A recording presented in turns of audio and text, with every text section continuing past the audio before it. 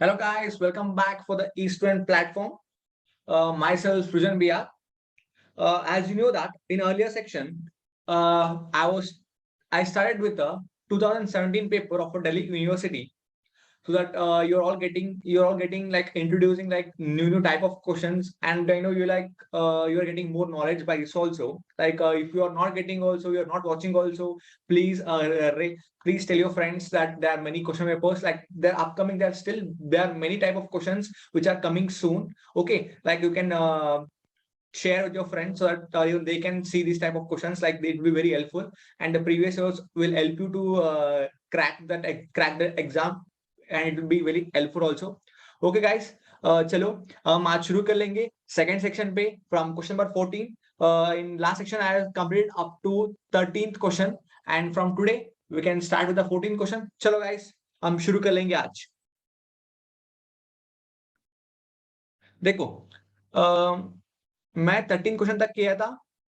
The reaction of O3 with the Ki produces three type of products. Okay, आज हम 14 question से शुरू कर लेंगे. आप एक बार क्वेश्चन पढ़ो.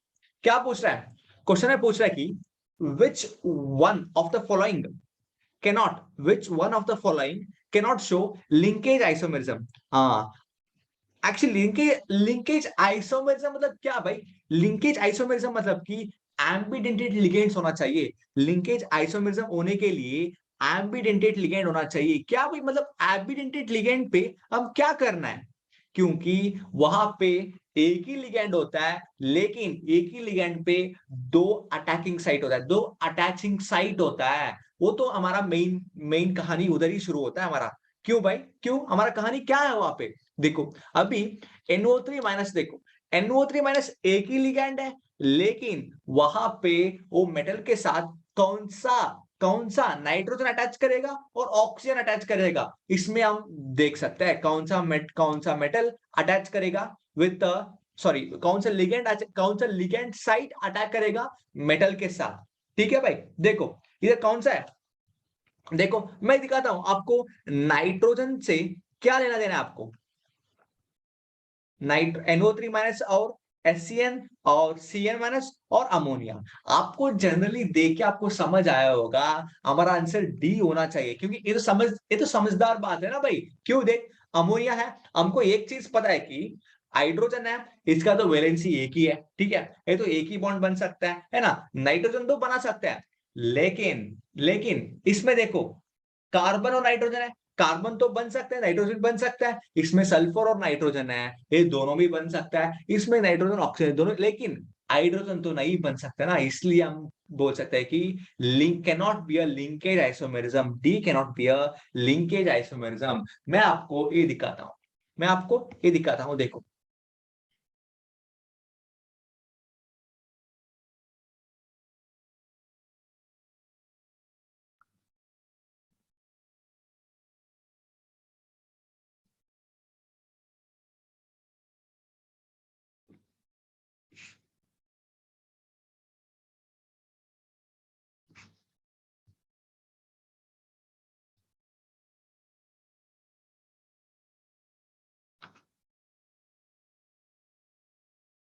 देखो भाई, चले मैं दिखाता हूं आपको क्या है. कौन सा था? NO3 माइनस SCN था. ठीक है, पहले NO3 दिखाता हूं मैं.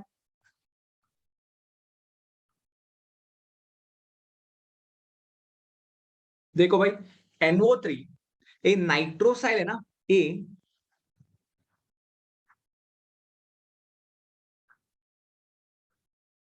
देखो, इसमें है ना, हो सकता है कि ए वाला भी एक साइट है, वन साइट है, और ऑक्सीजन के ना ए वाला भी एक वन साइट हो सकता है. एक दूसरे मतलब कि वहां पे चांसेस है दो बाइंडिंग साइट है, मतलब कि as a two binding site, as a two binding site to attack with the metal. ठीक है भाई, ये तो NO3 माइनस का. अब देखो SCN का.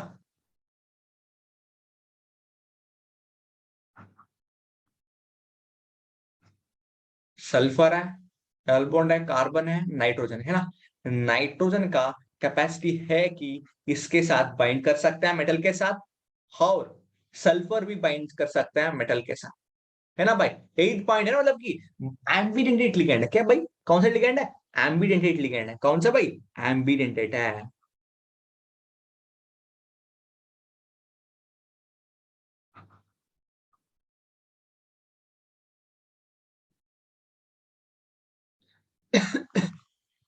एम्बिडेंटेट लिगेंड होना चाहिए, है ना, जरूरी है। एम्बिडेंटेट लिगेंड होना जरूरी है, क्यों, किसके लिए, क्योंकि लिंकेज आइसोमेरिज्म होने के लिए, for linkage isomerism criteria is, ambident ligand is a criteria for linkage isomerism. Criteria is ligand should be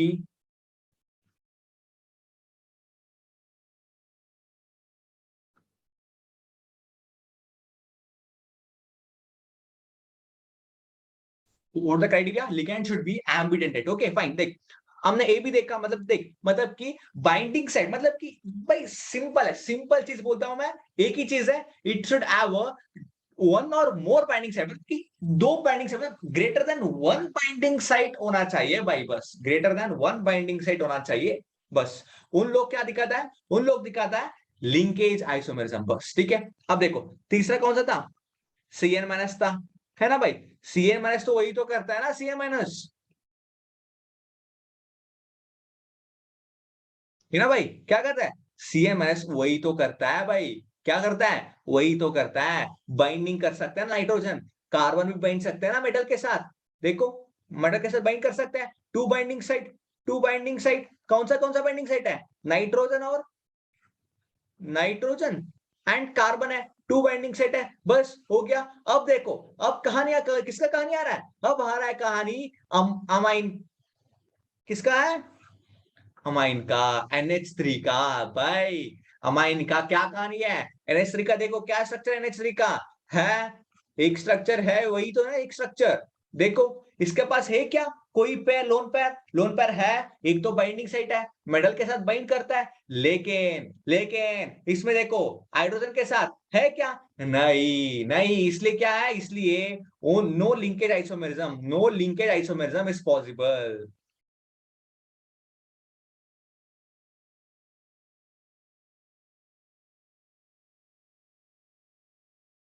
no linkage isomerism is possible, बस भाई इतना सिंपल है, कितना आसान है। देखो इसमें क्या क्या था, इसमें हमको पता था ऑक्सीजन के पास लोन पेयर है और नाइट्रोजन के पास ही लोन पेयर है, वो मेटल के साथ बाइंड कर सकता है, और इसके भी साथ सल्फर के पास भी हमको पता है लोन पेयर है, नाइट्रोजन के पास भी है, मतलब इसके पास कुछ इलेक्ट्रॉन्स है, उस वो मेटल के साथ कोऑर्डिनेट बॉन्ड बन सकता है ना, ये बन सकता है, CMS देखो ये भी बन सकता है, लेकिन अमोनिया कोऑर्डिनेट बॉन्ड बनता है लेकिन ओनली विद वन साइड, वो कौन सा साइड है, वो नाइट्रोजन साइड है, बस कौन सा साइड है भाई, नाइट्रोजन साइड है ओनली, ठीक है, हाइड्रोजन के साथ नहीं कर सकता है, इसलिए हमारा आंसर होना चाहिए NH3, ठीक है भाई, NH3 will be our right answer. So it is not possible to show a linkage isomerism with ammonia, can't show a linkage isomerism with any metals. Okay fine, चलो अब देखो भाई, अब देखो क्या पूछ रहा है, अब पूछ रहा है कि अब मेटल, 15 क्वेश्चन पे ऊपर आ जाओ, 15 क्वेश्चन ध्यान से पढ़ो, ध्यान से।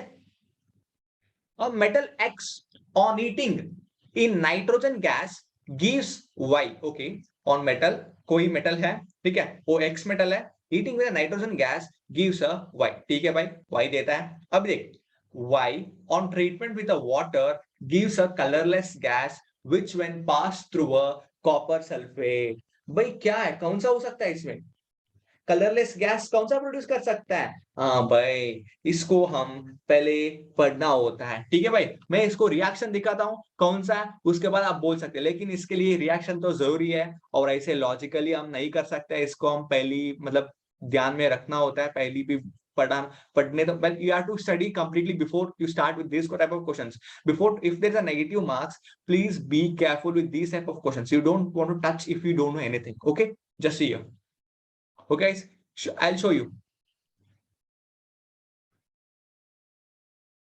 इधर दिखाता हूं क्या चल रहा है, ठीक है। अब देखो, पहला क्या था, पहला था a metal X on meeting with a nitrogen gas gives a Y. कौन सा मेटल? ओ तो की देख, आप इधर एक क्या पता है, अब मेटल पूछ रहा है, metal eating with in nitrogen, मतलब कि इधर कौन सा मेटल दिखा रहा है? मैग्नीशियम ही दिखा रहा है सभी में, मैग्नीशियम ही है ना। हाँ देखो, मैग्नीशियम शुरू कर लेंगे, मैग्नीशियम से हम शुरू कर लेंगे। Magnesium on eating in a nitrogen gas gives a Y. Nitrogen gas क्या भाई? अब देखो, N2 के साथ रिएक्ट करने के बाद कौन सा गैस कर सकता है? हमको पता है Mg3 इंटू आ सकता है, क्या भाई? Mg3 इंटू, ठीक है। इस गैस को, गैस गिव्स अ वाई, भाई ये क्या है? ए वाई है, ए वाई है, ए एक्स है, ठीक है भाई। अब देखो, हमारा आंसर आ गया। क्या पूछ रहा है? Solution gives a blue colour, blue colour, ठीक है। What is why? वाई यही है ना भाई, वही तो यही है ना भाई, सिंपल है। मतलब ना, हम सोचा कि ये वाला मतलब डिफिकल्ट हो सकता है, लेकिन डिफिकल्ट नहीं है। एक चीज ध्यान रखना है, मैग्नीशियम N2 के साथ रिएक्ट करने के बाद वाई आता है, वहां पे प्रोबेबिलिटी है कि क्लोरीन तो नहीं आ सकते ना, है ना। देखो, क्लोरीन तो नहीं आ सकता है, ऑक्साइड तो नहीं आ सकते हैं, क्यों भाई? क्योंकि हम तो वाटर से के साथ ट्रीट नहीं किया, ऑक्सीजन वगैरह कुछ नहीं किया। और उसके बाद देखो NO3, तो ये भी चांस नहीं कि भाई NO3 क्यों आया, भाई वो क्यों आया। हम इधर चांसेस है पक्का, हमको ये बोल सकते हैं कि Mg2N3 आ सकता है। चलो हम उसके बाद भी देख लेंगे क्या हो रहा है। when white treated with a water plus water, क्या था भाई? gives a colorless gas which when passed through a copper sulfate। क्या भाई, कौन सा है, कौन सा कलरलेस गैस है? हाँ भाई, इसके रिएक्ट करने के बाद हमको आता है मैग्नीशियम हाइड्रोक्साइड 2 प्लस, वो गैस का है, कलरलेस गैस क्या है भाई? वो होता है अमोनिया है, बस। ठीक है भाई, treated water gives a colorless gas which when passed through a copper sulfate। ठीक है भाई, हमको अमोनिया मिल गया। अभी इसको क्या करना है? अभी इस दोनों को हम पास कर लेंगे कॉपर के, पास कर लेंगे through copper sulphate, through copper sulphate, ठीक है भाई। पास कर लेंगे तो कॉपर सल्फेट, हमको क्या मिलता है? हमको मिलता है ब्लू कलर सॉल्यूशन, ठीक है भाई। अमोनिया था क्या है? अमोनिया था कलरलेस सॉल्यूशन, है ना। अमोनिया था कलरलेस गैस,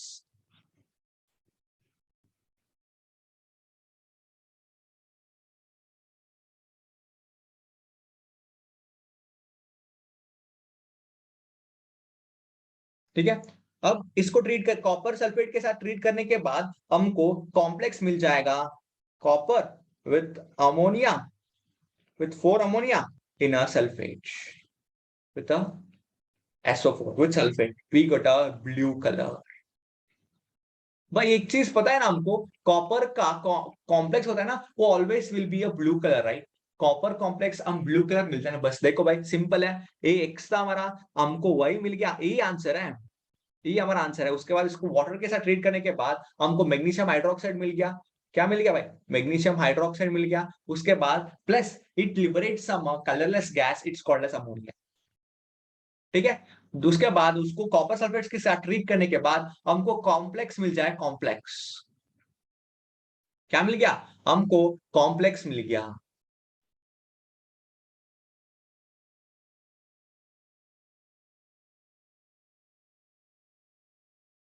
क्या मिला हमको? हमको कॉम्प्लेक्स मिला, बस चले भाई। ठीक है, देखो मैं पहली रिएक्शन के पहले मैं बोल दिया आंसर Mg2N2 ही आना चाहिए, क्यों भाई? क्योंकि when metal treat with nitrogen gas it should give a Mg2N3, मतलब कि एक मेटल है एक नाइट्रोजन है, वही तो चांस होता है ना।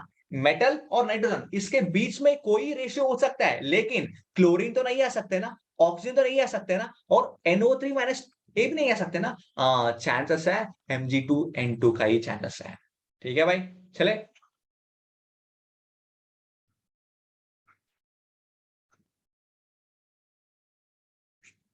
देखो इसको एक बार देख लो, नोट कर लो इसको, रिएक्शन है, इंपॉर्टेंट है।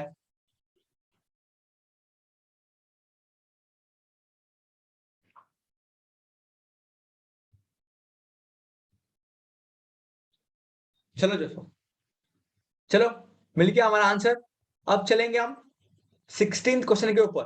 कौन सा ऊपर? 16 क्वेश्चन के ऊपर। देखो 16 क्वेश्चन को आप अच्छे से पढ़ो। क्या पूछ रहा है? पूछ रहा है कि hydrogen as a fuel is stored as. भाई आपने हाइड्रोजन को किसमें स्टोर करता है? हाइड्रोजन फ्यूल आप लोग मतलब आप सुना होगा।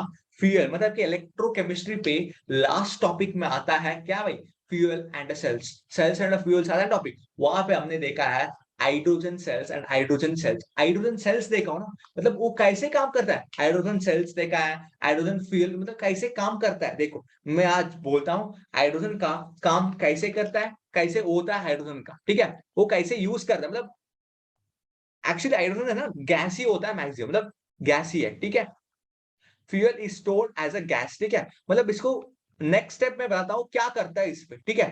हाइड्रोजन गैस से लेके क्या करता है देखो। पहले हाइड्रोजन गैस है ना, इसको हम यूज करता है फ्यूल जैसे।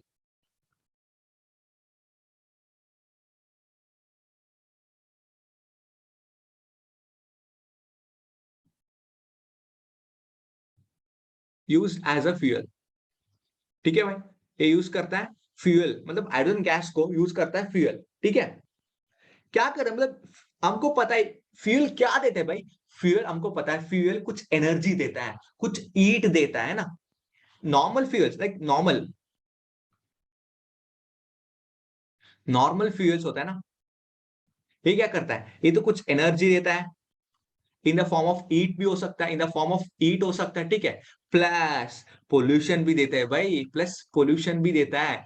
लेकिन लेकिन हमारा हाइड्रोजन फ्यूल क्या करता है? हमारा हाइड्रोजन फ्यूल नॉर्मल फ्यूल जैसे नहीं, ये भी एनर्जी देता है, ठीक है। लेकिन नो पोल्यूशन, पोल्यूशन नहीं देता है भाई, पोल्यूशन नहीं देता है, ठीक है। समझ रहे हो? ये एक पहला पहला यूज बहुत यूज है, क्योंकि हमको पता है पोल्यूशन तो बहुत हो गया, पोल्यूशन तो भयानक हो गया, ठीक है। इसलिए हम नॉर्मली हाइड्रोजन फ्यूल का यूज करने तो हमको नॉर्मली एनर्जी मिल जाता है। कैसे energy? Normally heat through form हो सकता है, electrical energy through that form also हो सकता है। लेकिन नॉर्मल फ्यूल्स पे हमको पोल्यूशन मिलता है, लेकिन energy normal hydrogen normal fuel पे हमको पोल्यूशन मिलता है, लेकिन हाइड्रोजन फ्यूल पे हमको पोल्यूशन नहीं मिलता है भाई, नहीं मिलता है। मतलब कैसे? हम हाइड्रोजन फ्यूल को कैसे जनरेट, मतलब हाइड्रोजन फ्यूल कैसे जनरेट होता है भाई? हाँ देखो कैसे होता है कि नॉर्मली फ्यूल सेल है ना, fuel cell combines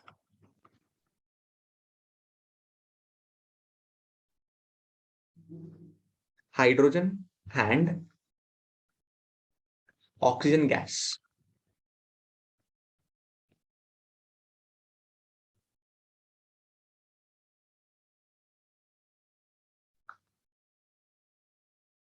to form a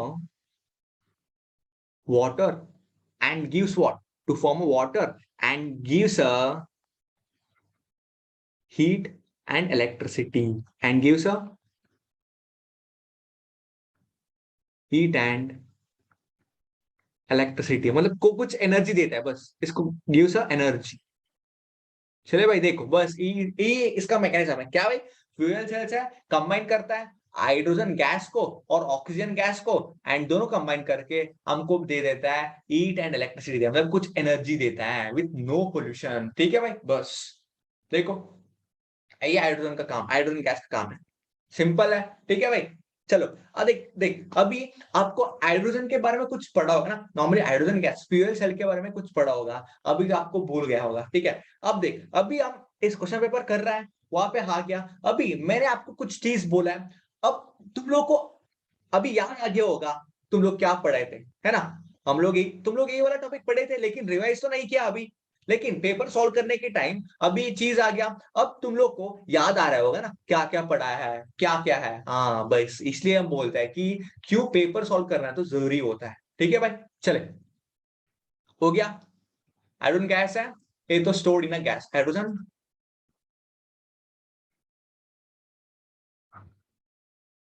stored stored as a gas, ठीक है। चलो fuels stored as a gas, ठीक है भाई। चले हम चलेंगे अभी कहां पे? हम अभी चलेंगे 17 क्वेश्चन पे ऊपर। देखो 17 क्वेश्चन पेपर, क्वेश्चन को ध्यान से पढ़ो। क्या पूछ रहा है? Which of the following order is correct for a scattering of X-rays. भाई एक्सरेज क्या है, एक्सरे से साथ क्या है, आई एनर्जी होता है ना। एक्सरे नॉर्मली डिपेंड होता है एटॉमिक नंबर के ऊपर, क्योंकि degree of scattering of X-ray होता है ना, मतलब कि कोई एलिमेंट और एटम के अंदर न्यूक्लियॉन्स, मतलब कि number of nucleons inside the nucleus कितना होता है ना, उसके ऊपर डिपेंड होता है। ठीक है, उसके ऊपर डिपेंड होता है ना। हमको पता है नॉर्मली एटॉमिक नंबर है ना, एटॉमिक नंबर मतलब क्या है भाई, इसमें कितना प्रोटॉन्स है ना, हमको कितना प्रोटॉन्स है हमको पता चल जाता है। प्रोटॉन्स कितना है, मतलब न्यूक्लियस के अंदर हमको पता है न्यूक्लियॉन्स प्लस मतलब neutrons plus protons, neutrons plus protons है, न्यूट्रॉन्स प्लस प्रोटॉन्स है ना। न्यूक्लियस के अंदर वहां पे हम टोटली बोलते हैं न्यूक्लियॉन्स। ठीक है, न्यूक्लियॉन्स डिपेंड्स होता है न्यूक्लियॉन्स के ऊपर, मतलब कि नॉर्मली कब एटॉमिक नंबर इंक्रीज होता है ना, alpha scattering also increases. Simple simple बात है, एक ही पॉइंट है। क्या पॉइंट है, कब एटॉमिक नंबर इंक्रीज होता है, alpha scattering order also increases. अब देखो किसका एटॉमिक नंबर ज्यादा है, उसका अल्फा स्कैटरिंग ज्यादा है। बस भाई कितना, एक ही दो ही पॉइंट है। Normally alpha scattering directly proportional to atomic number. अब सेकंड पॉइंट क्या है, किस एटॉमिक नंबर मतलब कि किसका ज्यादा एटॉमिक नंबर है, वो वाला ऑर्डर देखो, उसका स्कैटरिंग ऑफ एक्सरे ज्यादा। बस सिंपल। चले चले हम और भी देख लेंगे क्या है, देख लेंगे। अभी देखो क्या था, नॉर्मली हमको पता है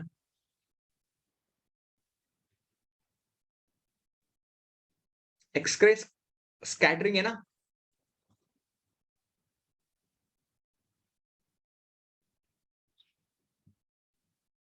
depends on number of nucleons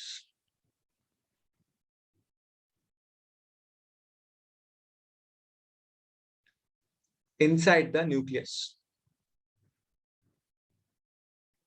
ठीक है भाई, इनसाइड द न्यूक्लियस है, और therefore atomic number is directly proportional to a degree of scattering।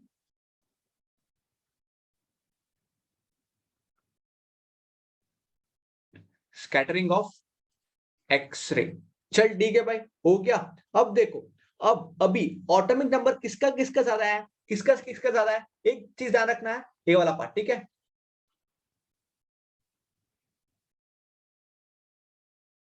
ठीक है भाई। अब देखो क्वेश्चन पे ऊपर ध्यान रखना, ध्यान देना इधर देखो, fluorine, oxygen, chlorine, sodium, thallium. ठीक है, अब देखो हमको पता है थैलियम का एटॉमिक नंबर कितना भाई, थैलियम का एटॉमिक नंबर है 81। ठीक है, और उसके बाद क्लोरीन को देखो, क्लोरीन का 17 है, और सोडियम का हमको पता है कितना भाई 11 है, और उसके बाद फ्लोरीन को देखो हमको पता है 9 है, और उसके बाद ऑक्सीजन को देखो अभी 8 है। मतलब कि किसका ज्यादा एटॉमिक नंबर है, एटॉमिक नंबर किसका ज्यादा है, उसका अल्फा स्कैटरिंग ऑर्डर भी ज्यादा है। अब देखो थैलियम किसका पे है, थैलियम है, क्लोरीन है, सोडियम है, फ्लोरीन है, ऑक्सीजन। भाई हमारा आंसर मिल गया भाई, मिल गया। ऑर्डर क्या था, एटॉमिक नंबर का ऑर्डर क्या है, वही तो स्कैटरिंग है ना। ऑर्डर क्या है भाई, देखो फर्स्ट पहले आना चाहिए थैलियम, उसके बाद क्लोरीन, उसके बाद सोडियम, उसके बाद क्या है फ्लोरीन, ऑक्सीजन। बस वही तो ऑर्डर है ना। बस मिल गया आंसर, ऑप्शन डी है। चले, अब चले हम 18 क्वेश्चन पे ऊपर। 18 क्वेश्चन ध्यान रखो, 18 क्वेश्चन क्या पूछ रहा है, देखो इधर क्या पूछ रहा है, 18 क्वेश्चन पूछ रहा है कि the P electronic configuration is equivalent to the term. भाई इसमें टर्म सिंबल नहीं पूछ रहा है, ओनली टर्म पूछ रहा है, मतलब कि वहां पे टर्म बोलना है, टर्म सिंबल नहीं बोलना है। ठीक है भाई, चलो टर्म सिंबल और टर्म को क्या डिफरेंस है, वहां पे टोटल एंगुलर मोमेंटम का वैल्यू नहीं बोलना है, बस ओनली 2ns+1 एल जे होता है टर्म सिंबल,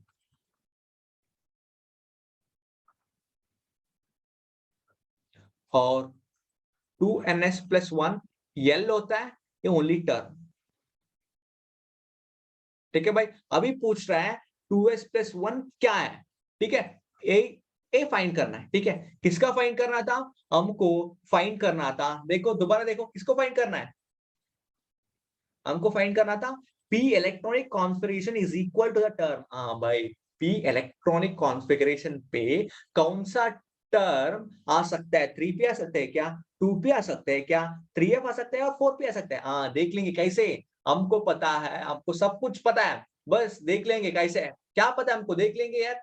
देखो क्या है? देखो नॉर्मली हमको पता है p term, okay, p orbitals का। p ऑर्बिटल में टोटल कितना होता है भाई इलेक्ट्रॉन्स? टोटल इलेक्ट्रॉन्स फिल कर सकता है 6 इलेक्ट्रॉन्स फिल कर सकते हैं, ठीक है। देखो हम 6 इलेक्ट्रॉन पहले फिल कर लेंगे, मतलब कि हमको कितने इलेक्ट्रॉन्स है नहीं पता। We don't know how many electrons should be there, but we can find how many electrons is possible, okay. सभी का पॉसिबिलिटी देख लेंगे ना, सभी का पॉसिबिलिटी देख लेंगे। इसका 6 इलेक्ट्रॉन मतलब कि, है ना। देख हमारे ऑप्शन में कौन सा है ये पहले लिख लेंगे, ठीक है, ठीक है। 2p था, 3p है, 4p है और 3f है, ठीक है, 3f है। देखो भाई 3f है ना, 3f है, ठीक है। देखो नॉर्मली हमको 2 3 4 मतलब क्या है? ये होता है 2s प्लस 1 है ना, ये होता है 2s प्लस 1। और ये क्या है? ये नीचे p p f है ना, वो होता है l, मतलब कि हमारा l value l equal to 1 और 2 होना चाहिए, 1 और 2 होना चाहिए, ठीक है। अब 1 और 2 होना चाहिए, देख लेंगे पहले, मतलब कि वो p और f होना चाहिए ना, p और f होना चाहिए, इस दोनों में देख लेंगे कौन सा हो सकता है, ठीक है। अभी पहले में हम अज्यूम कर लेंगे पूरा 6 इलेक्ट्रॉन्स पूरा है, ठीक है, 6 इलेक्ट्रॉन्स पूरा है, हम अज्यूम कर लेंगे, ठीक है। हम अज्यूम कर लेंगे 6 इलेक्ट्रॉन पूरा है, लेकिन इसमें हम 2n स्पेस देख लेंगे, 2n प्लस 1 को देख लेंगे। 2 इंटू n मतलब number of unpaired electrons, n मतलब नंबर ऑफ अनपेयर्ड इलेक्ट्रॉन्स होता है, ठीक है। यस मतलब नंबर ऑफ अनपेयर्ड इलेक्ट्रॉन्स कितना है भाई? 0। स्पिन कितना है? हाफ है। और प्लस मतलब कि ये पूरा 0 हो गया कंटेंट, और ये 1 हो गया, मतलब कि 1 मतलब कि 2ns प्लस 1 1 होने का चांसेस 1 होता है, लेकिन हमारा ऑप्शन पे दिया है 2 3 4 3, मतलब बस, मतलब कि 1 नहीं दिया, मतलब कि ए वाला कॉन्फ़िगरेशन नहीं हो सकता, मतलब कि 6 electrons is not possible, okay guys. 6 electrons is not possible. So we can go with the 5 electrons. Just check for 5 electrons. 2, 3, 4, 5. ठीक है, 5 हो गया। अब देखो 2n प्लस 1 चेक कर लेंगे, ठीक है। नंबर ऑफ अनपेयर्ड इलेक्ट्रॉन्स कितना है भाई? 1 है। 1 अनपेयर्ड इलेक्ट्रॉन, स्पिन तो हाफ है, प्लस 1 है, 2 2। सो पॉसिबिलिटी है ना, 2 आने का पॉसिबिलिटी है। चलो हमको 2 आने का पॉसिबिलिटी है, मतलब कि 2 होने के बाद p आना चाहिए, f नहीं आना है भाई, f नहीं आना है, ठीक है। अब देखो हम 2s प्लस 1 फाइंड किया, उसके बाद l फाइंड करना है। l क्या होता है भाई? Summation of magnetic quantum number, summation of magnetic quantum number, spin magnetic quantum number into number of electrons present to number of electrons, ठीक है भाई। Number of electron, summation of ms into n, मतलब कि summation of ms into n, n is a number of, मतलब number of electron, n नहीं, हम number of electrons लिख लेंगे, ठीक है, नंबर ऑफ इलेक्ट्रॉन्स लिख लेंगे, ठीक है। क्योंकि n अभी हम n हम कंसीडर किए थे नंबर ऑफ अनपेयर्ड इलेक्ट्रॉन्स ना, इसलिए अभी नंबर ऑफ इलेक्ट्रॉन्स कंसीडर कर लेंगे, ठीक है। हमेशा मतलब कि अब देखो इसका क्या होना चाहिए, इसका मतलब हमको एल वैल्यू पता है, कितना होना चाहिए? -L2 सॉरी +L2 -L होना चाहिए। अभी कितना ऑर्बिटल्स है? अब इसमें कितना ऑर्बिटल्स है? अभी 3 ऑर्बिटल्स है, सो -1 है, सॉरी +1 है, 0 है, -1 है भाई। चलो ठीक है भाई, ये भी ठीक है। देखो अब देखो समेशन देखो कितना आता है भाई, देख लेंगे एल वैल्यू कितना आता है। ms कितना है भाई? स्पिन कितना है? स्पिन तो सॉरी ms कितना हो गया इसका? +1 आता है। नंबर ऑफ इलेक्ट्रॉन्स कितना है? 2 है, प्लस 0, नंबर ऑफ इलेक्ट्रॉन्स 2 है, प्लस -1 है, नंबर ऑफ इलेक्ट्रॉन्स कितना है? नंबर ऑफ इलेक्ट्रॉन्स 1 है। देखो भाई क्या इसका आंसर तो 0 आ जाता है, ठीक है। और इसका देखो 2 1 2 है, इसका -1 है, मतलब कि अभी इसका कितना आ गया, इसका आ गया 1, मतलब कि 2p है ना भाई, मतलब कि 1 आ रहा है, 1 आ रहा है मतलब क्या है, 1 आ रहा है मतलब कि इसका 2p आने का चांसेस है ना भाई, 2p आ सकता है। लेकिन हम और भी चांसेस देख लेंगे, 5 इलेक्ट्रॉन्स को देखा, मतलब 5 इलेक्ट्रॉन्स को कर रहा है, 2p आ रहा है, 5 इलेक्ट्रॉन्स का कितना आ रहा है भाई, 2p आ रहा है, ठीक है, 2p आ रहा है, ये भी ठीक है। लेकिन हम 4 इलेक्ट्रॉन्स भी देख लेंगे, 4 इलेक्ट्रॉन्स को कितना आता है ना भाई, 4 इलेक्ट्रॉन्स को देख लेंगे, 4 इलेक्ट्रॉन्स को सब्स्टिट्यूट करके देख लेंगे सभी का, 1 2 3 4 है, ठीक है। अब देखो 2n+1 का फाइंड करो, 2 into number of unpaired electrons 2 है, स्पिन है हाफ है, प्लस 1, 2 कैंसिल है, 2 + 1 3 हो गया। हाँ मतलब कि 3 पॉसिबिलिटी है ना भाई, देखो 3 पॉसिबिलिटी है, 3p और 3f होना चाहिए ना। चलो ए फाइंड हो गया, फाइंड हो गए। अभी एल फाइंड कर लेंगे, एल को हमको पता है summation of magnetic quantum number, magnetic spin quantum number into number of electrons. तो इसका तो कितना आना चाहिए, +1 है, 0 -1 है। चलो देखो +1 है, नंबर ऑफ इलेक्ट्रॉन्स 2 है, इसका तो 0 आ जाएगा, इसको तो 0 है।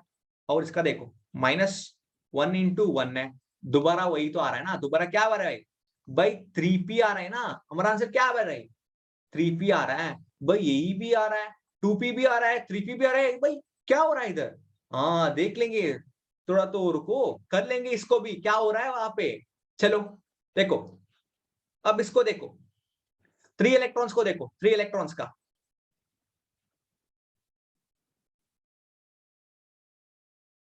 1 2 3 है, क्योंकि इसका तो नॉर्मली कितना आता है भाई, 2n+1 पे, 2n+1 पे 2 into number of unpaired electrons 3 है, स्पिन हाफ है, +1 है, तो 4 आ जाता है, 4 आता है, ठीक है भाई 4 आता है। इसका ये देखो एल वैल्यू क्या होता है भाई, एल वैल्यू +1 है इंटू 1 है, +0 है, -1 है इंटू 1 है, क्या आ गया, एल इज इक्वल टू 0 आ गया, एस आ गया भाई, 4s आ रहा है, 4s तो नहीं है, मतलब 3 इलेक्ट्रॉन्स तो नहीं आ रहा है। और इसको देखो 4 इलेक्ट्रॉन्स हो गया, और 2 इलेक्ट्रॉन्स को देखो, 2 इलेक्ट्रॉन्स को कितना आता है भाई, 1 2 है, ठीक है, इसका तो 0 है, इसका तो -1 है, इसका तो +1 है, ठीक है। नंबर ऑफ अनपेयर्ड इलेक्ट्रॉन्स कितना आता है भाई, 2ns+1 है, इसमें 2 इंटू हाफ +1 है, 2 कैंसिल हो गया, मतलब कि 3 आ रहा है, ठीक है, क्या आ रहा है भाई, 3 आ रहा है, 3 आ रहा है, चलो ठीक है 3 आ रहा है। और इसमें देखो स्पिन, देखो स्पिन मतलब एल वैल्यू क्या आता है, एल वैल्यू आता है नॉर्मली +1 इंटू 1 +0 है, इसका भी 0 है, क्योंकि -1 है, को क्या क्या फायदा भाई, 0 इलेक्ट्रॉन्स है, तो हमको आता है 1 आता है, 1 मतलब कि p है, मतलब कि 3p है। अभी भाई दोबारा 3p आ गया, चलो देख लेंगे 1 इलेक्ट्रॉन को कितना होता है, एक ही 1 इलेक्ट्रॉन के लिए, ठीक है, 2ns+ फाइंड करो, 2 into 1 unpaired electron, half +1 cancel, अभी 2 आ गया, मतलब कि 2 आने का चांसेस है। एल वैल्यू फाइंड करो, हाँ एल वैल्यू क्या मिलते हैं भाई, एल वैल्यू तो p मिलता है, क्यों फाइंड करो, क्या होता है एल वैल्यू, -1 है, +1 +0 +0, हाँ एल वैल्यू आता है p, मतलब कि 2p है, मतलब कि 1 इलेक्ट्रॉन के लिए हमको पता है 2p मिल रहा है, ठीक है, 2 इलेक्ट्रॉन के लिए 3p मिल रहा है, और 4 इलेक्ट्रॉन के लिए 3p, इसको 4s है, और इसको 2p, मतलब कि क्या क्या हो रहा है, नॉर्मली 4 इलेक्ट्रॉन के लिए एंड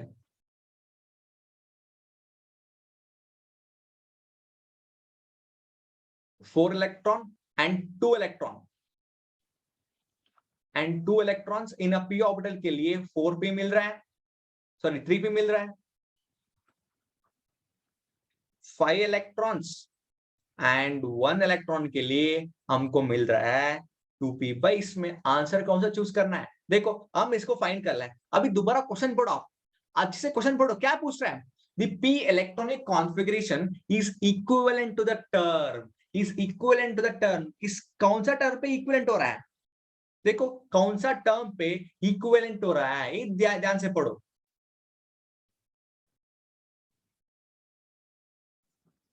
Recording in progress.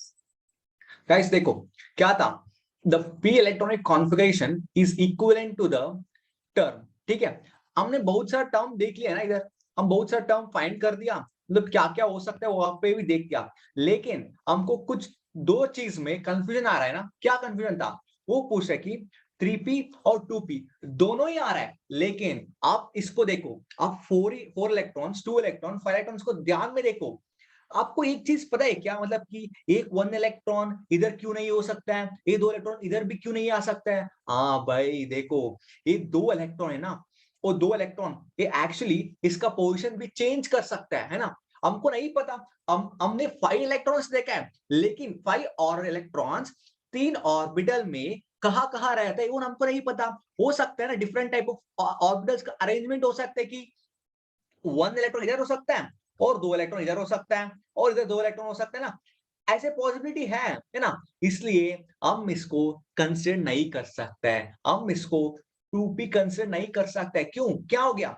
देख, ऐसे ऐसे हो गया ना, अभी ऐसे क्या हो गया? अभी -1 है, -1 इंटू 2 है, इधर भी +1 है इंटू 2 है। क्या होता है? दोनों कैंसल होके कंप्लीटली हमको 0 मिल जाता है, मतलब कि एल वैल्यू हमको यस मिलने का चांसेस है। एंड हम मतलब ऐसे नहीं कंसीडर नहीं कर सकते हैं, हमको 2p भी मिल सकता है एंड 2s मिलने का भी चांसेस है, मतलब कि 2p और 2s दोनों मिलने का चांसेस है, मतलब कि प्रोबेबिलिटी हमको दोनों के ऊपर है।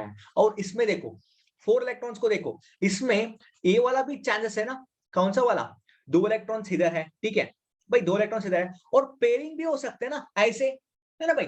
ऐसे वाला चांसेस भी है, ऐसे वाला हो गया ना, क्या हो जाता है? ऐसे वाला हो गया तो हमारा 2ns प्लस 1 वैल्यू हमको 1 मिल जाता है। क्या मिल जाता है? हमको 1 मिल जाता है, मतलब कि 1 पे आ जाता है, 1p एंड 3p मिलता है ना? देखो 2 इलेक्ट्रॉन्स में भी ऐसे हो सकता है, 2 इलेक्ट्रॉन्स में क्या, इस पे इधर भी इलेक्ट्रॉन्स हो सकता है और क्या, दोनों पेयरिंग हो सकता है और मतलब ऐसे बहुत सारा कॉन्ट्रडिक्शन मिल रहा है ना हमको, मतलब ऐसे मतलब बहुत सारा टर्म्स मिल सकता है एंड मोर टर्म, है ना? लेकिन देखो 1 इलेक्ट्रॉन्स पे ऐसा कोई कॉन्ट्रडिक्शन नहीं हो सकता है, ऐसे कोई कॉन्ट्रडिक्शन नहीं हो सकते। क्यों भाई? हमको पता है एक इलेक्ट्रॉन उधर भी हो सकता है, इधर भी हो सकता है, इधर भी हो सकता है ना? मतलब कि नॉर्मली कहीं पे भी हो सकता है, लेकिन फिर नॉर्मली हमको नॉर्मली मिलता है कि इधर होने का चांसेस है ना? इधर होने का चांस है, तो आंसर वही तो हमको 2 ही मिलता है ना, सॉरी p मिलता है ना?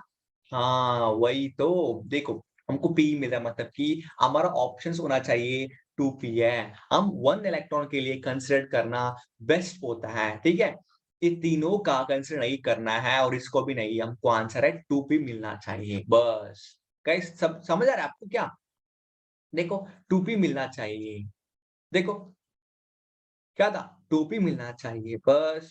चले हम हमारा आंसर क्या है? हमारा आंसर 2p है। क्या भाई? 2p है, मतलब कि np1 के लिए हम फाइंड करना है, वो मिलता है 2p। समझ रहे हो? बस p electronic configuration is equal to the term. चले चलो अब देखो 19 क्वेश्चन पे कॉन्सेंट्रेट करो। 19 क्वेश्चन क्या पूछ रहा है? 19 क्वेश्चन 19 क्वेश्चन पूछ रहा है कि the anti cancer drug cisplatin is.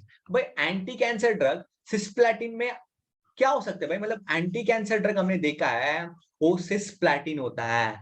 Anti cancer drug क्या है? सिस्प्लैटिन। हम अभी को कुछ नहीं है, हमको कुछ नहीं करना है कि हमको सिस्प्लैटिन कौन सा है वो देखना है बस। क्या देखना है? सिस्प्लैटिन देखना है बस। देखो अभी इस इतने में सिस का पॉजिटिविटी किसमें हो सकता है भाई? देखो हम बोल सकते हैं कि प्लैटिनम, 2 अमोनिया, 2 अमाइन और 1 Cl है बस। इसको हम बोलते हैं सिस्प्लैटिन। क्या भाई?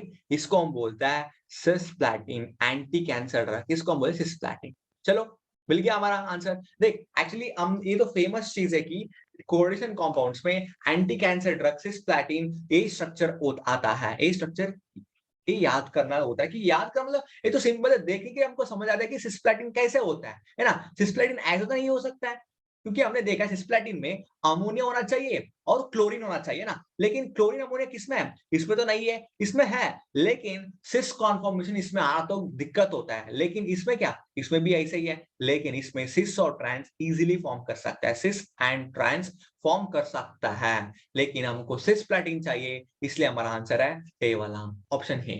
चलो ठीक है दोस्तों, चलो हम अभी चलेंगे किसके ऊपर?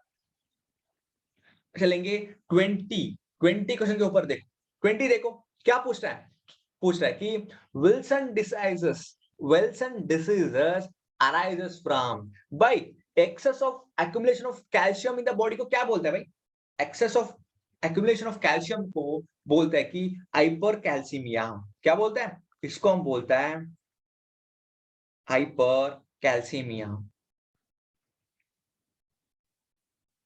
ठीक है, इसको हम बोलते हैं हाइपर कैल्सीमिया। ठीक है, अभी excess of accumulation of copper in the body, excess of accumulation of copper in the body हमको नॉर्मली कॉपर टॉक्सिक होता है, कॉजेस जेनेटिकल डिसऑर्डर। एक्सेस हो गया तो कॉपर टॉक्सिक हो जाता है, कॉपर टॉक्सिक होके जेनेटिक डिसऑर्डर आता है। जेनेटिक डिसऑर्डर इसका नाम है Wilson disease.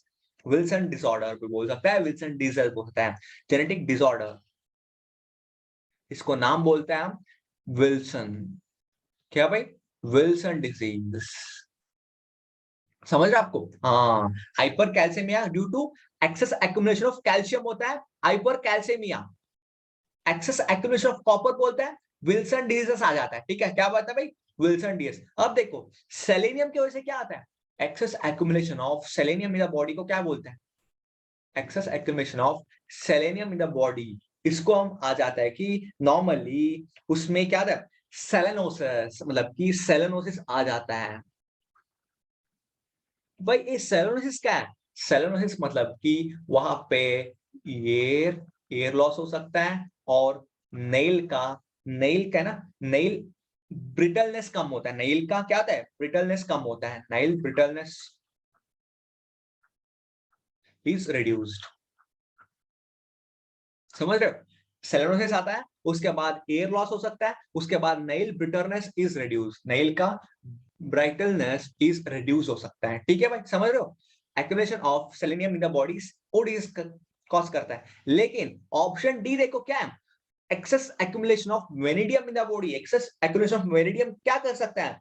it forms a normally diarrhea, nauseous and ऐसे discomfort, ऐसे डिस्कम्फर्ट मतलब स्टमक एक ऐसे नॉर्मल लाइक नॉर्मल सिम्टम्स दिखाता है बस, लाइक कुछ नॉर्मल अबनॉर्मल सिम्टम्स बोलता है, अबनॉर्मल सिम्टम्स।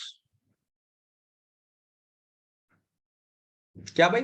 अबनॉर्मल सिम्टम्स दिखाता है। ठीक है, लाइक बोलता है डायरिया, डायरियो। ठीक है, और उसके बाद स्टमक एक हो सकता है, नौसिया हो सकता है। ठीक है भाई, देखो नॉर्मली हमारा आंसर होना चाहिए copper. Excess accumulation of copper in the body causes a Wilson disease. Genetic disorder है, ये जेनेटिक डिसऑर्डर है ड्यू टू, क्यों? Due to excess of copper. Copper is a more toxic when it is in excess stage. Actually कोई भी access हो गया ना, सब कुछ टॉक्सिक हो जाता है हमारा बॉडी के लिए। कितना चाहिए उतना ही लेना पड़ता है। हम ज्यादा मतलब कि हमको कैल्शियम चाहिए तो ज्यादा कैल्शियम का है तो क्या हो जाता है? ज्यादा कैल्शियम का है तो हमको हाइपर कैल्शियमिया, ठीक है, हाइपर कैल्शियमिया फॉर्म हो जाता है कि due to see everything in the universe should be the limit itself. It can be anything. Okay, so it should be limited. And see, calcium should be limited, or else it causes hypercalcemia. And copper should be limited, or it forms a genetic disorder. That this is name called as a Wilson disease. And then excess of selenium causes what?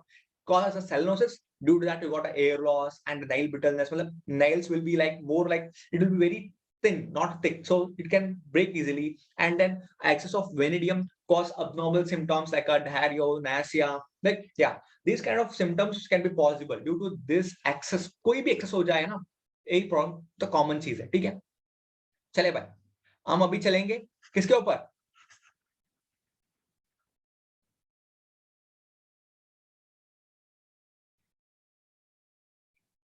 हम अभी चलेंगे 21st के ऊपर। देखो 21st question पढ़ो आपको एक बार। 21st क्या बोल रहा है भाई? 21st, हाँ 21st पूछ रहा है कि the structure shown by a tetra nuclear metal clusters having a C2 electron hedge. भाई टेट्रा न्यूक्लियर मतलब कि हमको जल्दी ध्यान में आता है tetrahedron and a square planar. लेकिन लेकिन बाई कैप टेट्राहेड्रॉन ये भी आ सकते हैं ना माइंड पे। लेकिन देखो ये तीनों आ सकता है, लेकिन बटरफ्लाई स्ट्रक्चर नहीं आता है। लेकिन ये चीज ध्यान रखो, ये चारों में ना टेट्रा न्यूक्लियर का स्ट्रक्चर ही आता है। स्क्वायर प्लेनर में क्या आता है? स्क्वायर प्लेनर पे ऐसे स्ट्रक्चर आता है ना, नॉर्मली स्क्वायर प्लेनर पे टेट्राहेड्रॉन मतलब ऐसे आता है। एंड ऐसे स्ट्रक्चर आता है किसमें, ऐसे स्ट्रक्चर आता है नॉर्मली बटरफ्लाई स्ट्रक्चर पे, मतलब कि नॉर्मली ऐसे स्ट्रक्चर आना चाहिए, है ना। देखो ये वाला बटरफ्लाई स्ट्रक्चर देख, ये भी ऐसे लगता है ना, देखो बटरफ्लाई स्ट्रक्चर जैसे ऐसे ऐसे, है ना। हाँ, और बाइक कैप टेट्राहेड्रॉन भी ऐसे लगता है, बाइक कैप मतलब कि 3D स्ट्रक्चर में आ जाता है कि ऐसे, है ना। वाह देखो, इसमें नॉर्मली हमारा आंसर होता है कि 62 electron possible in a butterfly structure itself. Butterfly structure हमको देख, स्क्वायर प्लेनर पे हमको पता है 4 इलेक्ट्रॉन से करता है ना, और टेट्राहेड्रॉन भी वही है ना, 4 है। लेकिन बटरफ्लाई पे देखो, बटरफ्लाई का स्ट्रक्चर दिखाता हूं मैं आपको।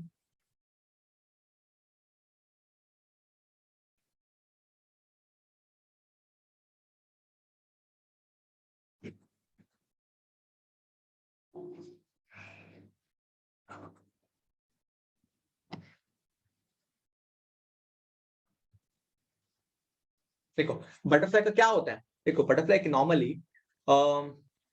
मेटल्स कितना है भाई, मेटल से 4 है, टेट्रा टेट्रा न्यूक्लियर बोल चुका है। और बॉन्डिंग मॉलिक्यूलर ऑर्बिटल्स कितना है, बॉन्डिंग मॉलिक्यूलर ऑर्बिटल्स होता है कि 31 होता है। और क्लस्टर्स कितना है भाई, इलेक्ट्रॉन क्लस्टर्स 62 इलेक्ट्रॉन्स होता है। और उसके बाद हमको आता है ज्योमेट्री, होता है ज्योमेट्री, बटरफ्लाई ज्योमेट्री, बटरफ्लाई, ठीक है भाई। ये बटरफ्लाई ज्योमेट्री आता है, इलेक्ट्रॉन 62 इलेक्ट्रॉन्स आता है, बॉन्डिंग मॉलिक्यूलर ऑर्बिटल 31 आता है, नंबर ऑफ मेटल्स 4 है। मतलब कि नॉर्मली इसका एग्जांपल ले सकते हैं हम रेनियम का, मतलब रेनियम 4, कोबाल्ट 12, 2 देखो इसका, देखो इसका स्ट्रक्चर कैसे आ सकता है भाई, इसका स्ट्रक्चर ऐसे आता है कि इधर रेनियम है, और इधर भी रेनियम है, इधर भी रेनियम है, और इधर भी रेनियम है, ठीक है। बॉन्ड है, इसमें भी बॉन्ड है, इसमें बीच में, इसमें बीच, ठीक है। अब भी इसका तीनों का सीओ सीओ सीओ है, और इसका भी सीओ है, और इधर भी सीओ सीओ है, 12 होना चाहिए ना। देखो ऐसे स्ट्रक्चर आता है बटरफ्लाई का, है ना। नॉन बटरफ्लाई ऐसे आता है कि देख, है ना, यही बटरफ्लाई होता है ना। देखो ऐसे लग रहा है ना, ये भी देखो, इधर रेनियम है, इधर भी रेनियम है, इधर भी आ रहा है, इधर भी आ रहा है, मतलब कि ऐसे ही देखो। और इसका बॉन्ड है, ए बॉन्ड है, और ए बी बॉन्ड है, और ए बी बॉन्ड है, मतलब ऐसे आ रहा है ना, देखो नॉर्मली ऐसे ऐसे स्ट्रक्चर दिख रहा है आपको, है ना। हाँ देखो बटरफ्लाई स्ट्रक्चर बोलते हैं इसको, बटरफ्लाई।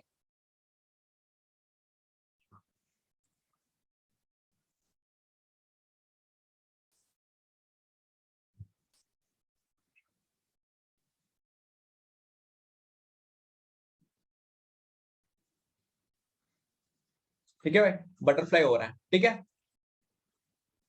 चलो, चलो दोस्तों, अभी कौन सा क्वेश्चन कर रहे थे हम कर रहे थे 21st के क्वेश्चन, वहां पे आंसर आता है बटरफ्लाई स्ट्रक्चर, ठीक है।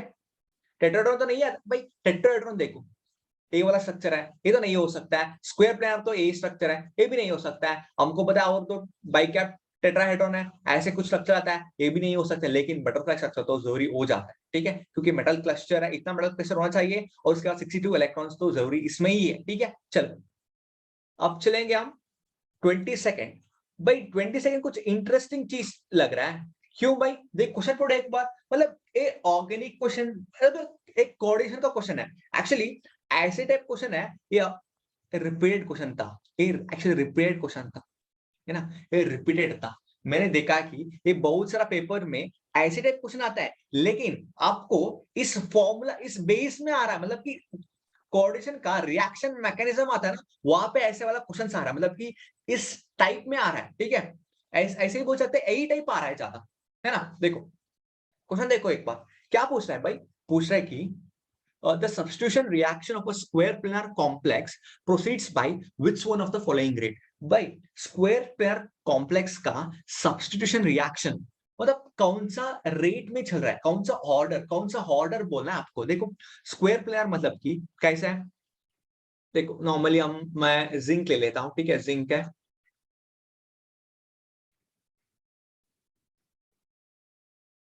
वही देखो, ये स्क्वायर प्लेनर है, ठीक है, ये स्क्वायर प्लेनर है।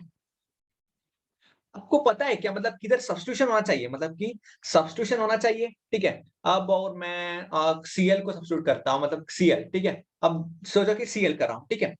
सीएल कर रहा है मतलब कि पहले है SN1, देखो SN1 क्या हो सकता है, SN1 के लिए ये लिगैंड तो निकलना पड़ता है ना, पहले पहले OH2 निकलना होता है, पहले OH2 निकलना होता है, उसके बाद जिंक का एक वेकेंट साइट आता है। ये क्या है, ट्रिगोनल प्लेनर स्ट्रक्चर आ जाता है ना। उसके बाद हमको सीएल ऐड करना होता है, उसके बाद हमको मिलता है जिंक का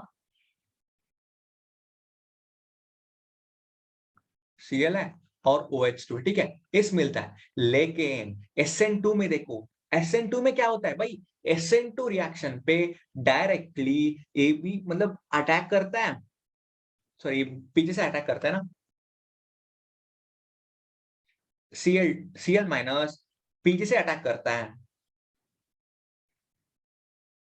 Cl माइनस पीछे से अटैक करता है और आगे से निकलता है OH2, बस ऐसे होके हमको ए वाला मतलब कि बोथ, मतलब SN2 में क्या है, बोथ रिएक्टेंट एंड सबस्ट्रेट के ऊपर रेट डिपेंड होता है ना, रिएक्टेंट सबस्ट्रेट के ऊपर, लेकिन इसमें ओनली सबस्ट्रेट के ऊपर ओनली सबस्ट्रेट के ऊपर रेट डिपेंड होता है, ओनली सबस्ट्रेट के ऊपर, हाँ। लेकिन इसमें आप ध्यान रखना है, इधर पे क्या, इधर पे हमको टीबीपी ट्रायगोनल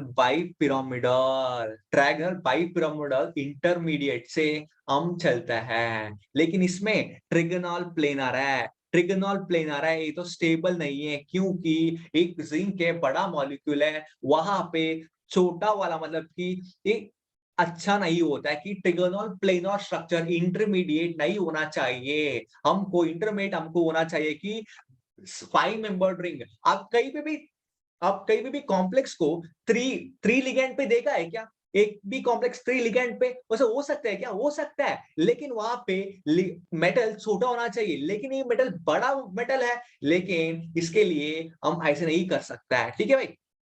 देखो नॉर्मल टॉपिक क्या है, SN1 SN2 में SN1 undergoes with the trigonal planar geometry, but in SN2 it undergoes with the TVP geometry, so the stable is TVP geometry is a more stable than compared to trigonal planar, ठीक है। So always it follows the SN2 reaction in square planar complex, always it follows with the SN2 reaction, hence our order will be a second order reaction. Okay, are you getting, our order will be a second order reaction. Why guys, because it is mandatory that it does not follow the SN1 route, because it goes with the intermediate, कौन सा intermediate है, देखो normally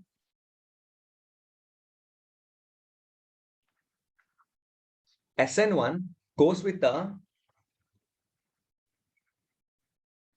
trigonal planar intermediate,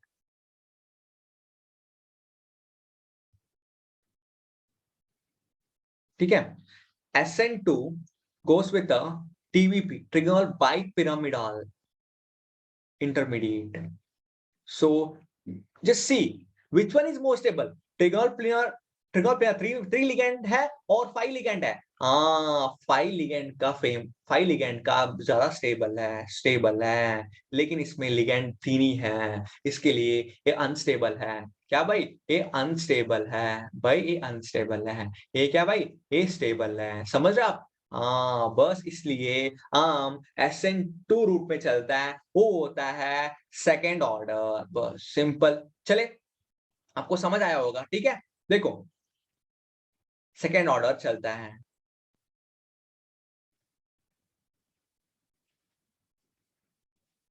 चलो भाई हम चले अभी option option देखो कौन सा है भाई, ऑप्शन है first order, should order, second order, zero order, हाँ ये सेकेंड ऑर्डर होना चाहिए भाई, सेकेंड ऑर्डर। चले भाई मिल गया हमारा आंसर। अब देखो, अब 23 क्वेश्चन देखो, 23 क्वेश्चन भी ज्योमेट्री के ऊपर है, मतलब 47 ज्योमेट्री का ही बेस है, देखो क्या क्या बोल रहे हैं, zirconium CH36 exist in a which form, भाई ये तो नॉर्मल चीज है, क्या है भाई, एक्चुअली 23 पे तीन तीन ही कॉम्प्लेक्सेस आता है, वो किसका है? वो रेनियम का, जिरकोनियम का, वो एफेनियम का। क्या है? वो होता है नॉर्मली ट्रिगोनल प्रिज्मेटिक ज्योमेट्री। तीन ही है, वो ट्रिगोनल प्रिज्मेटिक ज्योमेट्री फॉलो करता है। कौन सा भाई? जिरकोनियम है, एक तो जिरकोनियम है, और दूसरा कौन सा है? और दूसरा है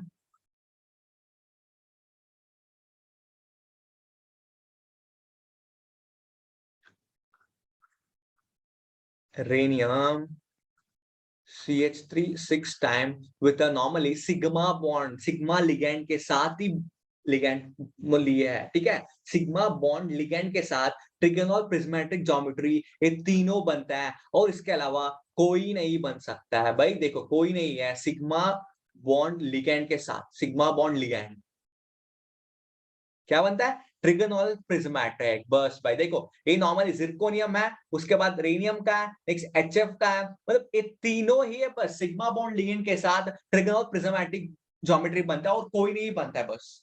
ठीक है? और कोई नहीं बनता है ट्रिगोनल प्रिज्मेटिक ज्योमेट्री। चले देखो CH3 क्या भाई? CH3 सिग्मा बॉन्ड लिगेंड है, CH3 है, इसके पास कोई लोन पेयर तो और कुछ नहीं है, इसके लिए बोलता है सिग्मा बॉन्ड लिगेंड है। ठीक है भाई?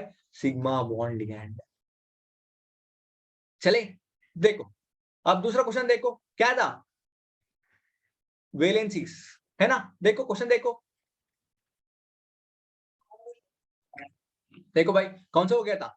23rd हो गया था, 24th पढ़ रहे, 24th क्या है? देखो 24th देखो क्या है?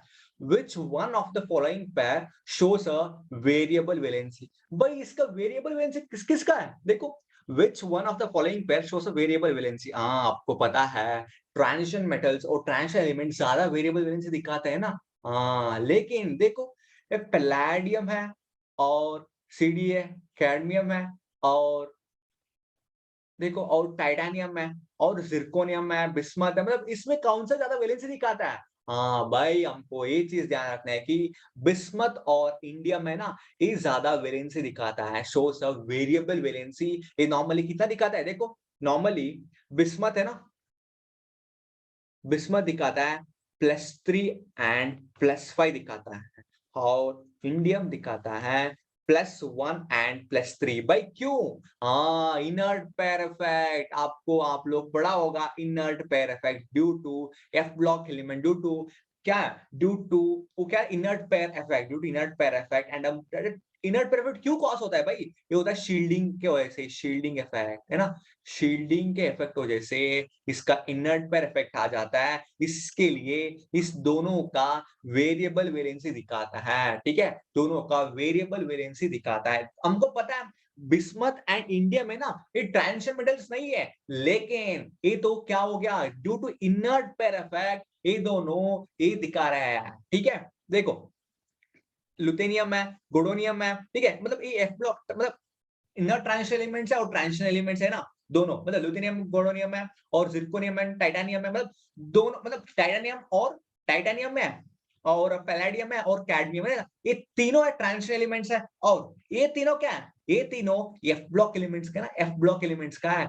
ये दोनों भी नहीं दिखा रहा है, ये दोनों भी नहीं दिखा रहा है। कौन दिखा रहा है? ऑप्शन बी में बिस्मथ और इंडियम दिखा रहा है। क्या? वेरिएबल वैलेंसी दिखा रहा है। ठीक है भाई, क्या दिखा है? वेरिएबल वैलेंसी है। ठीक है चलो, ड्यू टू क्या?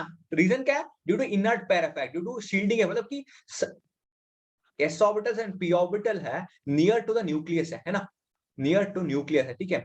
इसका शील्डिंग ज्यादा होता है। ठीक है? इसका शील्डिंग है, सॉरी इसका क्या है? इसका चार्ज ज्यादा है, मतलब न्यूक्लियस इसको क्या करता है? इसको ज्यादा अट्रैक्ट करता है। इसके वजह से ना वो अपर से मतलब इनर इलेक्ट्रॉन मतलब penultimate shell, inner penultimate shell होता है ना, डी एंड एफ ब्लॉक, इसको इसका शील्डिंग कम हो जाता है। इसका शील्डिंग है ये दोनों, ये मतलब F S and P block inner orbitals है, आउटर ऑर्बिटल्स को शील्ड करता है किसमें? न्यूक्लियस से। इसके वजह से इनर्ट पेयर इफेक्ट, मतलब कि they can easily loose electron, they can easily lose a electron, समझ रहे हो? They can easily loose electron. इसके वजह से इसका वेरिएबल ऑक्सीजन स्टेट आ रहा है बिस्मथ और इंडियम का। चलो भाई समझ आएगा? चलो देखो क्या था? Bismuth and India. चले अब चलेंगे हम 25th क्वेश्चन के ऊपर। देखो 25th क्वेश्चन क्या पूछ रहा है भाई? देखो 25th क्वेश्चन पूछ रहा है कि which one of the following plays a major role in EDTA complexometric titration? भाई EDTA देखो, ये भी रिपीटेड क्वेश्चन है, देखो ये भी रिपीटेड है, ठीक है भाई, ये भी रिपीटेड है, ज्यादा रिपीट आता है कि it's due to the nature of a buffer. क्यों भाई? क्योंकि अब हम नेचर ऑफ अ बफर क्यों वेरी कर रहे हैं? EDTA हम नॉर्मली पीएच टाइट्रेशन पे हम ज्यादा यूज करता है एज अ बफर EDTA, है ना? क्योंकि इसके वजह से हम मेंटेन करना होता है। पीएच क्या होता है? पीएच को मेंटेन करना होता है बफर से। PH maintain through a buffer solution, ठीक है? लिगैंड तो नहीं है, टेम्परेचर तो नहीं है, और मेटल है, ये भी नहीं, मतलब लिगैंड, कॉन्सेंट्रेशन ऑफ लिगैंड का चांसेस है, लेकिन वो नहीं हो सकता है in a complexometric titration. Only हो सकता है कि चांसेस है nature of a buffer, due to nature of a buffer.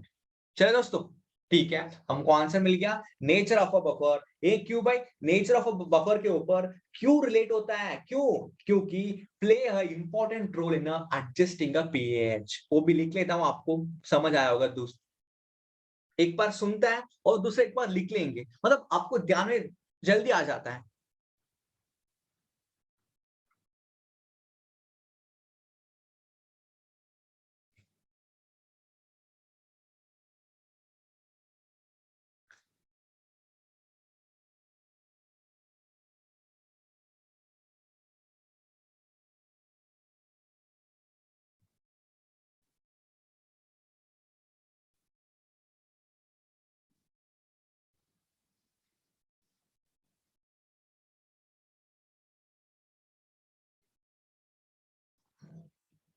चलो भाई, समझ रहे हो?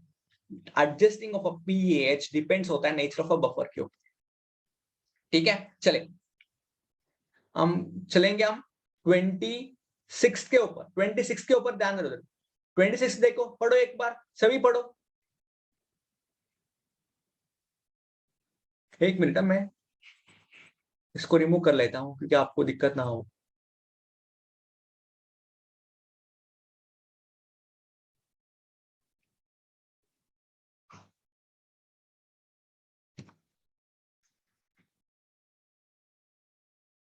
चलो भाई देखो, 26 क्वेश्चन ना, इंटरेस्टिंग क्वेश्चन है 26 क्वेश्चन।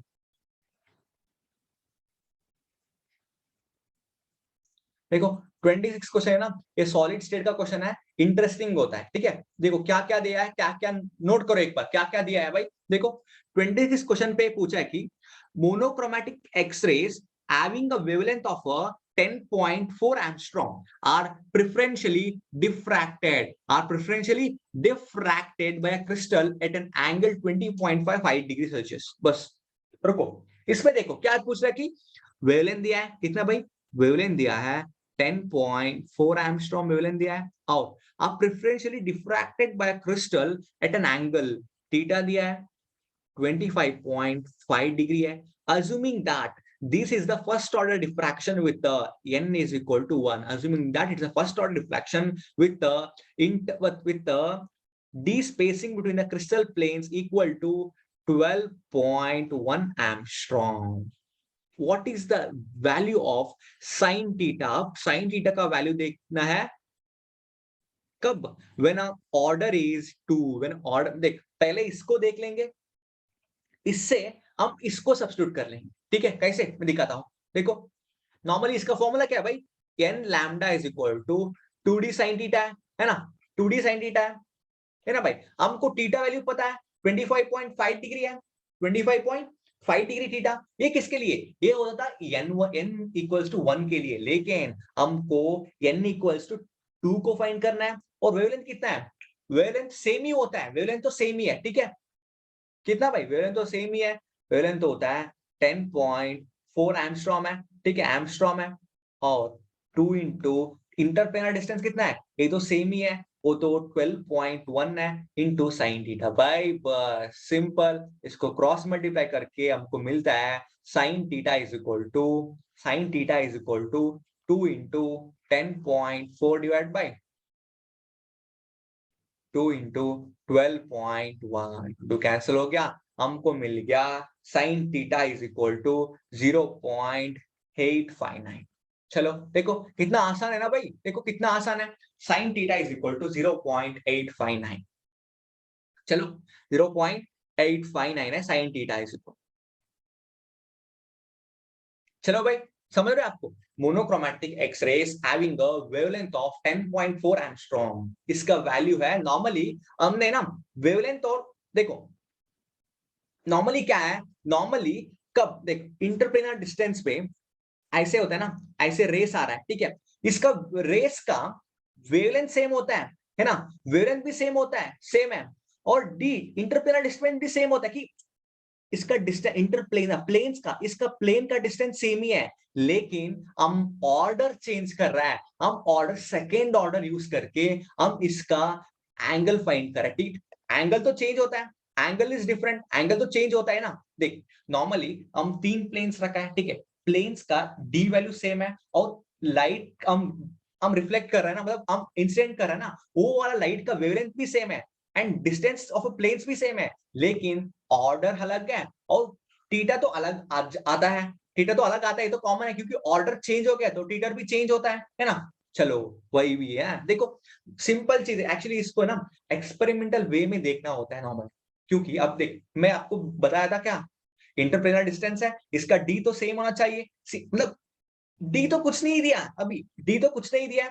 नॉर्मली थीटा और एन है ना, एक डिफरेंट मतलब ए वेरिएबल चेंज होते रहता है, ठीक है। उन लोग कभी मेंशन नहीं किया, अभी देख अभी इसमें उन लोग मेंशन किया है बस monochromatic x ray having a wavelength of 10.4 angstrom, ये मेंशन किया है। Are preferentially diffracted by crystal at an angle, देखो कब इंसिडेंट होने के बाद, मतलब इंसिडेंट होने के बाद, इंसिडेंट होने के बाद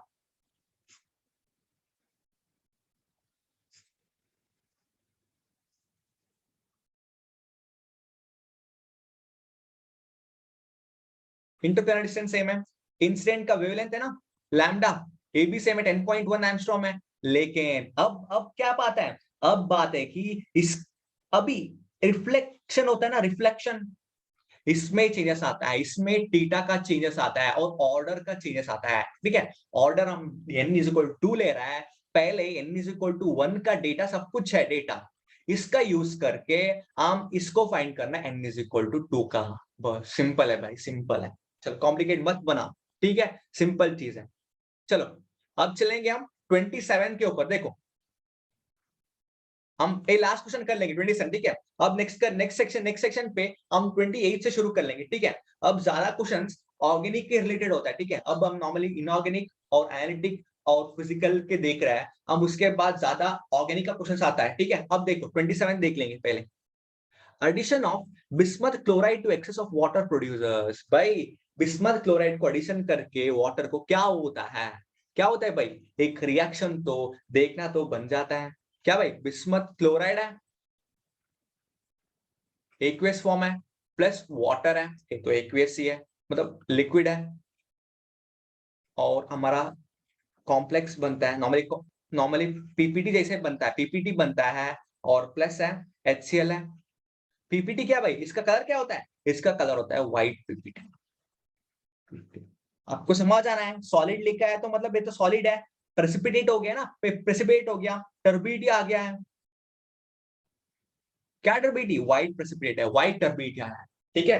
BiOCl का व्हाइट टर्बिडिटी आया है भाई, देखो ठीक है। चलो दोस्तों, क्या भाई, व्हाइट प्रेसिपिटेट आया है।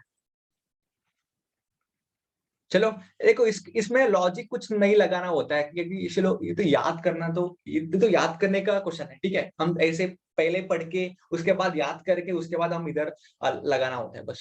चलो ठीक है भाई, हम अभी आज 27 तक किया है, ठीक है। आज का सेक्शन अच्छा नहीं हो सकता है, बुरा भी हो सकता है, कोई लोग को कोई क्वेश्चन अच्छा लग सकता है और एक बुरा, क्योंकि क्वेश्चन के ऊपर डिपेंड होता है भाई पूरा सेक्शन, क्योंकि ना अच्छा मतलब क्वेश्चन है ना, क्वेश्चन भी सब कुछ डिपेंड होता है। क्योंकि अभी देख अभी 27 को क्वेश्चन देखा है हमने, मतलब कैसे थे, इसको हम भी कुछ नहीं कर सकते हैं, क्योंकि इसको याद करने वाला मतलब कोई भी कुछ नहीं कर सकता है। लेकिन आपको जरूरी ज्यादा पढ़ लिया तो इसका आंसर कर सकते हैं, नहीं तो मतलब आप एक क्वेश्चन भी छोड़ सकते हैं, ऐसे नहीं तो पूरा 100 क्वेश्चन है 100 पूरा हम कर सकते हैं, ऐसे नहीं, एक क्वेश्चन तो छोड़ सकता है, 10 क्वेश्चन भी छोड़ सकता है, लेकिन कुछ करता है ना, वो क्वेश्चन को हम अच्छे से करना होता है, अच्छे से आंसर आउटपुट निकालना होता है, ठीक है? हम इनपुट क्या है? इनपुट मतलब कि हम इतना सारा पढ़ के आए, ठीक है? लेकिन अब एग्जाम टाइम में आउटपुट कितना निकलता है ना, वो बहुत इंपॉर्टेंट है, ठीक है? इनपुट कितना भी पढ़ सकते हैं हम, लेकिन रिवाइज करके सब कुछ इनपुट मेथड्स डिफरेंट होना चाहिए। चलो दोस्तों, चलिए हम इस सेक्शन को कंप्लीट कर दिया 27 क्वेश्चन तक। हम अगले सेक्शन से हम 28 से कर लेंगे, ठीक है दोस्तों? चलिए, have a nice day, keep learning and keep watching. Thank you.